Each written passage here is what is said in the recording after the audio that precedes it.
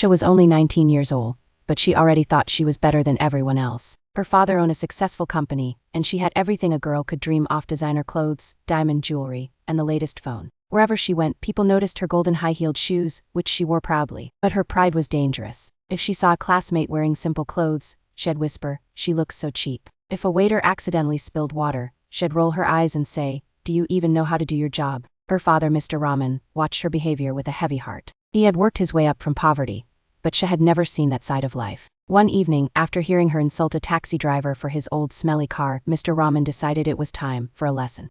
The next morning he said, "Shah, I want you to help me with a new business today. Wear something nice." Thinking it was an important meeting, she put on her finest dress and, of course, her golden heels. But instead of a luxury office, her father drove her to the edge of the city, a muddy, crowded street lined with small shops. He stopped in front of a tiny cobbler's stall. Inside, a man in his 50s was repairing worn-out shoes. His hands were cracked, his clothes old, but his eyes were kind. Mr. Rahman greeted him warmly and said, "Brother, I brought my daughter. She wants to learn from you today." She froze. "Learn? From him?" she whispered in disbelief. Her father only smiled. The cobbler handed her a worn brush and pointed to a pile of dusty shoes. "Clean these," he said gently. At first, she hesitated. Her golden shoes looked ridiculous on the dirt-covered floor. But as the hours passed, her hands grew tired and her back ached. She noticed how customers thanked the cobbler as if he were doing something precious for them. By the end of the day, her golden heels were no longer shiny. She looked at the cobbler's worn hands and realized his work had more dignity than her arrogance ever did. On the ride home,